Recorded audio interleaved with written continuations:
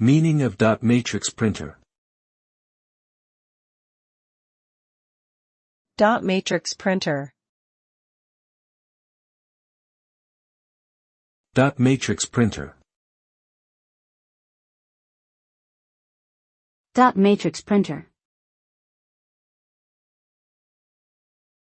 Dot matrix printer. A dot matrix printer is a type of computer printer that creates images or characters by striking pins against an ink ribbon to produce tiny dots. These dots form characters or pictures on the printed page, with a resolution determined by the number of pins in the print head.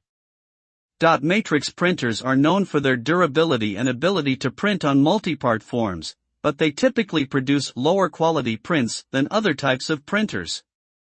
Additionally, they can be noisy and slow, making them less popular than modern printers like inkjet and laser printers.